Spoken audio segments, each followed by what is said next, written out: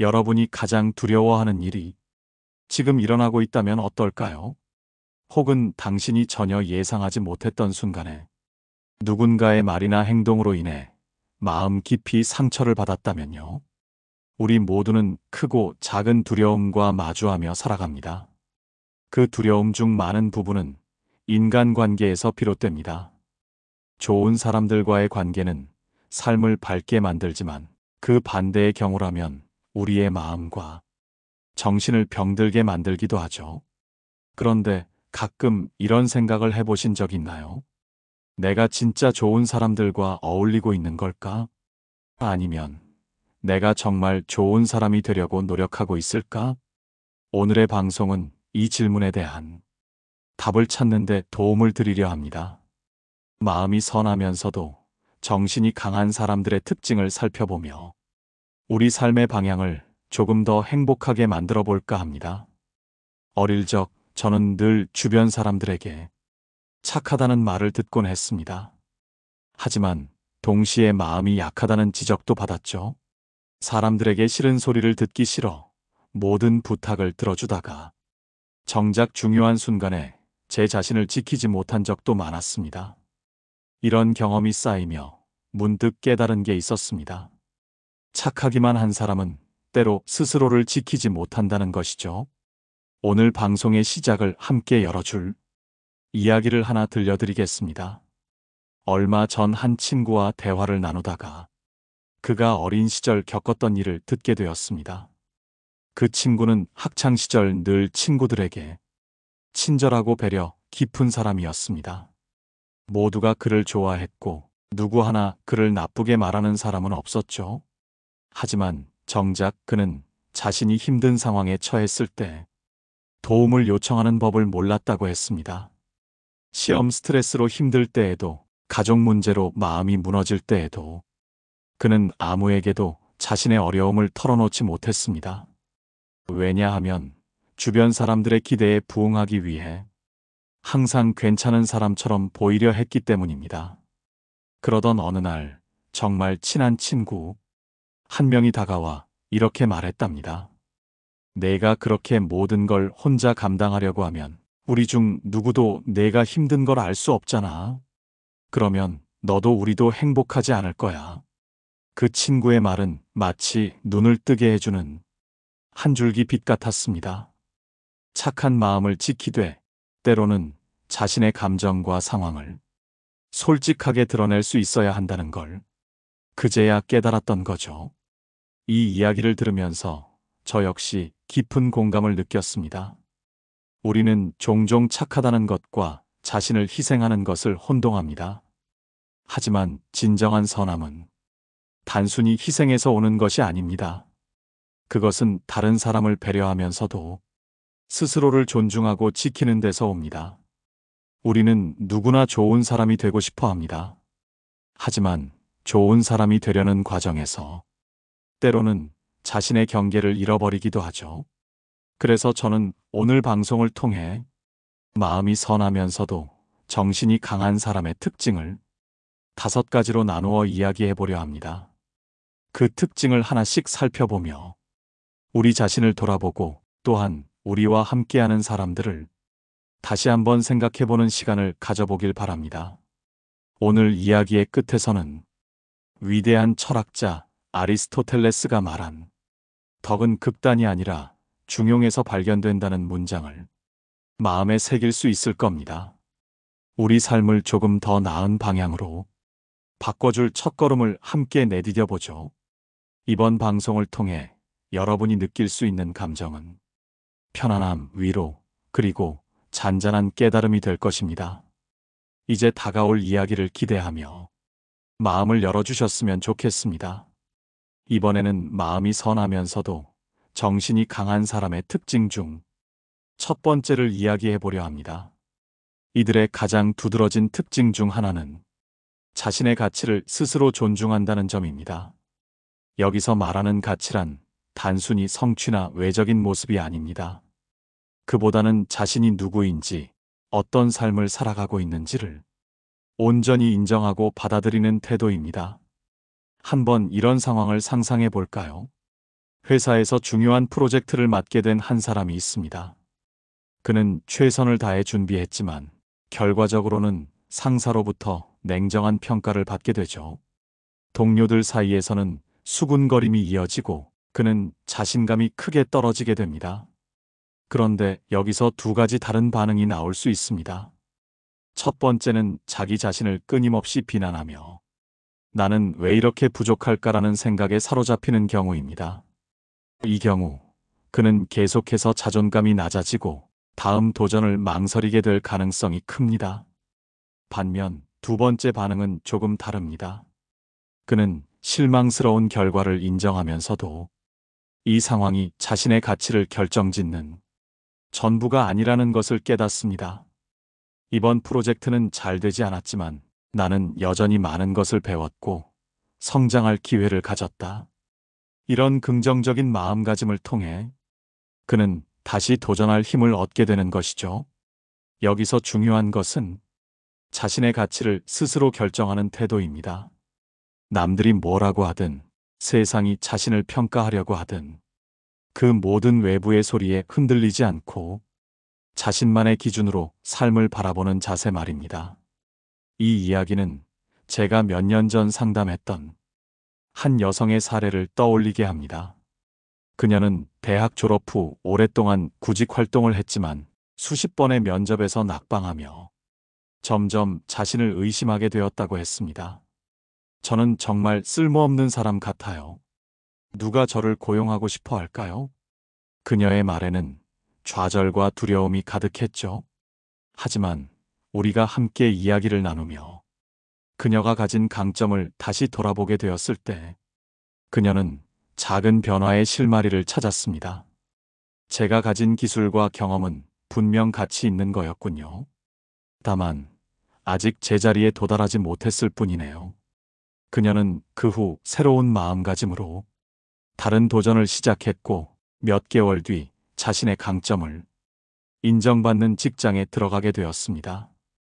이처럼 마음이 선하면서도 정신이 강한 사람들은 실패나 실망스러운 상황 속에서도 자신의 가치를 낮추지 않습니다. 오히려 그들은 그 상황을 스스로를 더 깊이 이해하고 성장할 기회로 삼으려 노력합니다. 철학자 에픽테토스는 이렇게 말했습니다. 어떤 일이 일어나든 그것이 당신의 가치를 결정짓지 않는다. 당신의 가치는 오직 당신이 스스로 어떻게 행동하고 어떤 태도를 취하느냐에 달려 있다. 우리도 마찬가지입니다. 때로는 삶이 우리를 시험에 들게 하고 어떤 상황에서는 우리가 원하는 만큼의 결과를 얻지 못하기도 합니다. 하지만 그런 순간에도 스스로를 사랑하고 존중하는 태도를 잃지 않는 것이 중요합니다. 자신의 가치를 존중하는 사람은 타인의 평가에 휘둘리지 않으며 삶의 중심을 잃지 않습니다. 그런 태도는 결국 주변 사람들에게도 긍정적인 영향을 미치게 마련입니다. 이번에 우리는 이처럼 자신의 가치를 존중하는 마음이 얼마나 중요한지 살펴보았습니다. 다음으로는 이런 마음을 기반으로 다른 사람들과의 관계 속에서 어떤 특징이 나타나는지를 이야기해 보겠습니다. 두 번째 특징을 이야기해 보겠습니다. 그것은 바로 다른 사람의 한계를 이해하고 존중한다는 점입니다. 우리는 종종 주변 사람들에게 기대를 갖습니다. 가족, 친구, 동료, 연인 등 가까운 관계일수록 더 많은 것을 기대하게 되죠. 하지만 그런 기대는 때로 상대방을 무겁게 만들고 우리 스스로도 실망과 좌절을 겪게 만듭니다. 제가 아는 한 부부의 이야기를 들려드릴게요. 남편은 늘 깔끔하고 철저한 성격이었고 아내는 조금 느긋하고 자유로운 성격을 가지고 있었습니다. 결혼 초기에는 서로의 다른 점이 신선하고 재미있게 느껴졌지만 시간이 지나며 점차 그 차이가 갈등의 씨앗이 되었습니다. 남편은 아내가 집안일을 제때 하지 않는 것에 불만을 가졌고 아내는 남편이 자신에게 지나치게 완벽을 요구한다고 느꼈습니다. 두 사람은 사소한 일로 자주 다투었고 결국 상대방의 단점을 비난하며 상처를 주는 일이 늘어나게 되었습니다.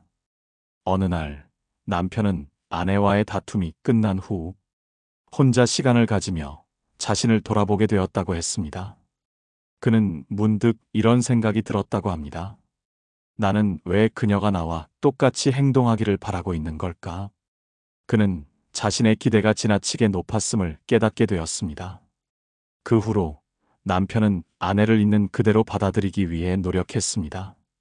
아내 역시 남편의 노력을 느끼고 자신이 조금 더 주의 깊게 행동하려는 변화를 보였습니다. 그들의 관계는 점차 좋아졌고 서로의 한계를 이해하고 존중하는 법을 배우게 되었죠. 이 이야기는 우리가 왜 다른 사람의 한계를 이해하고 받아들여야 하는지를 잘 보여줍니다.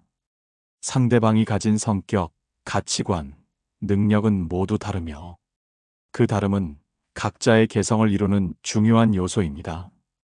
우리가 이를 존중할 때 상대방 역시 우리를 존중하게 됩니다. 이것이 바로 건강하고 행복한 관계의 시작입니다. 여기서 잠깐 스스로에게 물어보세요. 지금 당신이 가장 가까운 누군가에게 과도한 기대를 하고 있지는 않나요? 그 기대가 상대방에게는 부담이 되고 있지는 않나요? 철학자 칼 융은 이렇게 말했습니다. 모든 사람은 자기 나름의 여정을 걸어가고 있다. 그 길이 당신의 길과 다르다고 해서 그들의 길이 잘못된 것은 아니다. 우리가 상대방의 한계를 이해한다는 것은 그저 그들을 용서하거나 타협한다는 의미가 아닙니다. 그보다는 서로 다른 점을 인정하고 그 다름 속에서 조화를 이루려는 노력을 의미합니다. 이런 태도는 직장에서도 큰 영향을 미칩니다. 팀 프로젝트를 진행할 때 모든 사람이 똑같은 속도로 똑같은 능력을 발휘할 수는 없습니다. 리더의 역할은 팀원 각각의 장단점을 파악하고 그들이 가진 강점을 살릴 수 있도록 돕는 것입니다. 저는 예전에 한 신입사원을 상담했던 적이 있습니다. 그는 상사가 자신을 늘 비판적으로 바라보는 것 같아 일에 대한 의욕을 잃어가고 있었죠. 하지만 이야기를 나누다 보니 그 상사는 단순히 완벽주의적인 성향이었을 뿐 그 신입사원을 깎아내리려는 의도는 없었습니다. 이 사실을 깨달은 신입사원은 상사를 있는 그대로 이해하려고 노력했고 그 후로 두 사람의 관계는 훨씬 더 편안해졌습니다. 마음이 선하면서도 정신이 강한 사람들은 타인의 한계를 이해하며 그들과의 관계 속에서 더욱 깊은 신뢰와 존중을 쌓아갑니다. 이번에는 이처럼 다른 사람의 한계를 인정하는 태도가 우리 삶에 어떤 긍정적인 변화를 가져올 수 있는지를 알아보았습니다. 다음으로는 이러한 태도가 우리 자신에게 어떤 영향을 미치는지 이야기해 보겠습니다. 세 번째 특징에 대해 이야기해 보겠습니다.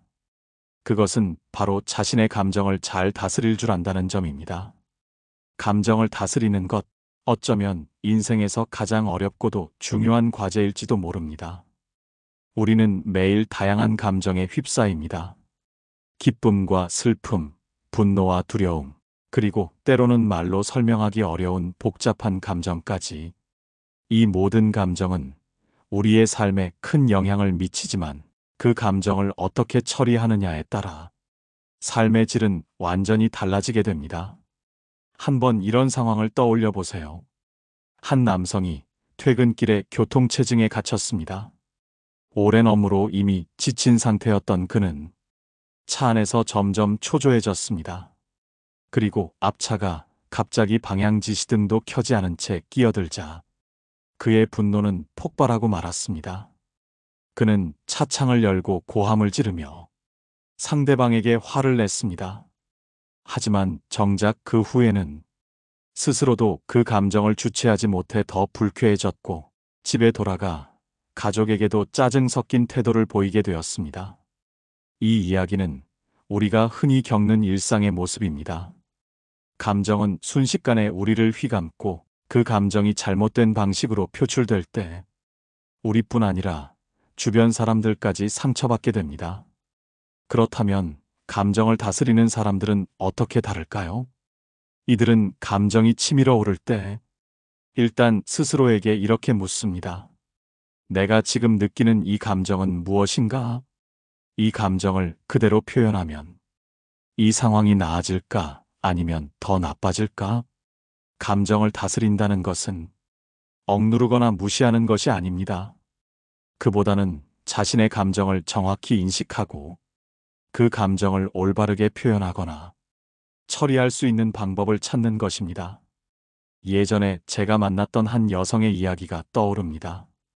그녀는 직장에서 불공정한 대우를 받는다고 느꼈고 그 감정은 점점 쌓여가며 동료들에게 냉소적인 태도로 나타나기 시작했습니다. 하지만 그녀는 스스로를 돌아보는 시간을 가지며 깨달았습니다. 내가 이 감정을 이렇게 표현하는 것이 오히려 상황을 더 어렵게 만들고 있구나. 그녀는 자신의 상사와 대화를 나누기로 결심했습니다. 차분한 태도로 자신의 감정을 설명하고 어떤 부분에서 어려움을 느꼈는지 솔직하게 말했습니다. 그 결과 상사도 그녀의 입장을 이해하게 되었고 두 사람의 관계는 더 건강하게 변할 수 있었습니다. 이처럼 감정을 다스릴 줄 아는 사람들은 문제를 더 복잡하게 만들기보다 그 감정을 통해 상황을 개선하려고 노력합니다. 그들의 강점은 자신의 감정을 스스로 책임질 줄 안다는 데 있습니다. 철학자 스토아 학파의 마르쿠스 아우렐리우스는 이렇게 말했습니다. 당신이 느끼는 감정은 외부에서 오는 것이 아니다. 그것은 당신 내부에서 시작되며 당신이 그것을 선택할 수 있다. 이 말은 감정이 단순히 외부 환경에 의해 결정되는 것이 아니라 우리가 어떻게 반응하느냐에 따라 달라진다는 것을 의미합니다. 감정을 다스릴 줄 아는 사람들은 자신을 파괴하는 대신 감정을 성장의 도구로 사용합니다. 그들은 감정을 통해 배우고 더 나은 선택을 하며 더 건강한 관계를 만들어갑니다. 우리도 이와 같은 태도를 배울 수 있습니다. 감정이 몰아칠 때 잠시 멈추고 스스로에게 물어보세요. 지금 이 감정을 어떻게 다루면 나와 주변 사람들에게 더 좋은 영향을 줄 수 있을까? 이번에는 감정을 다스리는 것의 중요성과 그것이 어떻게 삶의 질을 높이는지 살펴보았습니다. 다음으로는 이런 감정을 다스리는 힘이 어떻게 다른 사람들에게 긍정적인 영향을 미치는지를 이야기해 보겠습니다. 네 번째 특징을 이야기해 보겠습니다. 그것은 바로 타인에게 긍정적인 영향을 미친다는 점입니다. 우리가 일상에서 만나는 사람들 중에는 그들과 함께 있기만 해도 마음이 편안해지고 삶이 더 나아지는 것처럼 느껴지는 사람들이 있습니다. 이런 사람들은 어떤 마법을 부리는 것이 아니라 그저 그들의 말과 행동, 태도를 통해 자연스럽게 주변에 긍정적인 에너지를 퍼뜨리는 것입니다. 한 가지 사례를 들려드리겠습니다. 몇 년 전, 저는 작은 커피숍에서 우연히 한 중년 여성을 만나게 되었습니다. 그녀는 그곳에서 아르바이트로 일하고 있었는데 처음 본 손님들에게도 따뜻한 미소를 건네며 그들이 필요한 것을 세심하게 챙겨주는 모습이 인상적이었죠. 그날 그녀는 한 노부부를 위해 조용한 창가 자리를 추천하며 이 자리는 햇살이 따뜻하게 들어와서 기분이 좋아지실 거예요. 라고 말했습니다. 그 부부는 그녀의 말에 미소 지으며 자리에 앉았고 잠시 후 그녀가 가져온 따뜻한 차를 마시며 행복한 표정을 지었습니다. 이 이야기를 듣고 혹시 이런 질문을 해보셨나요? 그녀는 왜 단순히 손님을 응대하는 수준을 넘어 그들의 기분을 좋게 만드는데 신경을 쓴 걸까요? 그녀는 제게 이렇게 말했습니다. 제가 하는 작은 친절이 누군가의 하루를 더 나아지게 할 수 있다면 그건 제가 이 일을 하는 가장 큰 이유죠. 이처럼 타인에게 긍정적인 영향을 미친다는 것은 거창한 일이 아닙니다. 작은 배려, 따뜻한 말 한마디, 그리고 상대방을 존중하는 태도가 때로는 큰 변화를 가져옵니다. 한 철학자의 말이 떠오릅니다. 삶은 우리의 주변 사람들과 끊임없이 얽히고 설킨 관계의 연속이다. 우리가 무엇을 말하고 행동하느냐는 그 관계에 그대로 반영된다. 이 말은 우리가 하는 행동과 태도가 결국은 다시 우리에게 돌아온다는 것을 의미합니다. 타인에게 긍정적인 영향을 미치는 사람들은 결국 자신도 그 긍정의 영향을 받으며 더 행복한 삶을 살아가게 됩니다. 회사에서도 이런 사람들은 분위기를 변화시키는 중요한 역할을 합니다. 회의에서 모두가 긴장하고 있을 때 따뜻한 농담 한마디로 분위기를 풀거나, 동료가 실수를 했을 때 그 실수를 격려로 감싸 안아주는 모습은 그 조직을 더 건강하고 생산적으로 만듭니다. 제가 상담했던 한 남성은 직장에서 늘 까다로운 사람으로 불렸던 상사와 좋은 관계를 맺게 된 경험을 나눈 적이 있습니다. 그는 상사의 지적에 화내는 대신 제가 더 나아질 수 있도록 도움을 주셔서 감사합니다라는 말을 했다고 합니다. 그 말은 상사에게도 큰 인상을 주었고 그 후로 두 사람의 관계는 점차 개선되었다고 합니다. 이처럼 긍정적인 태도와 말은 때로 예상치 못한 곳에서 큰 변화를 만들어냅니다. 그렇다면 우리는 어떻게 이런 태도를 배울 수 있을까요? 먼저 상대방을 판단하기보다는 그들의 상황과 감정을 이해하려는 노력이 필요합니다. 그리고 작은 친절을 실천하며 그 결과를 기대하지 않고도 그 자체로 기뻐할 수 있는 마음가짐을 가져야 합니다. 우리가 주변에 긍정적인 영향을 미칠 수 있다면 그것은 곧 우리의 삶도 더 나아지게 한다는 사실을 기억하세요. 마음이 선하고 정신이 강한 사람들은 그들이 속한 공동체를 더 따뜻하고 행복한 곳으로 만듭니다. 이번에는 우리가 다른 사람에게 긍정적인 영향을 미치는 것의 중요성과 그 방법에 대해 이야기해 보았습니다. 다음으로는 이 태도를 유지하면서도 스스로를 지키는 방법에 대해 이야기해 보겠습니다. 다섯 번째 특징에 대해 이야기해 보겠습니다. 그것은 바로 자신을 지키는 경계선을 명확히 한다는 점입니다.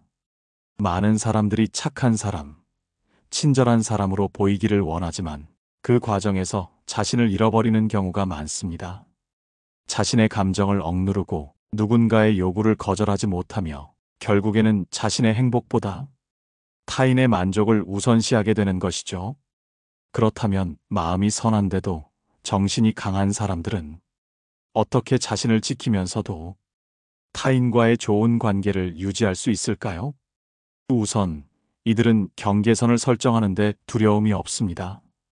그들은 스스로를 돌보는 것이 결코 이기적인 행동이 아니라는 것을 잘 알고 있습니다.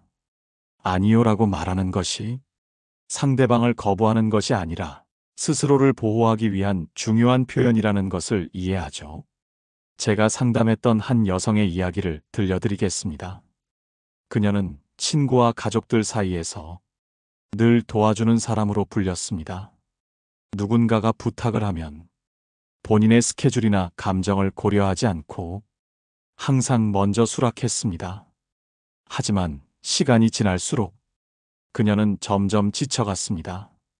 정작 자신이 힘들 때 주변 사람들은 그녀를 배려하지 않았고 그녀는 점차 고립감을 느끼기 시작했습니다.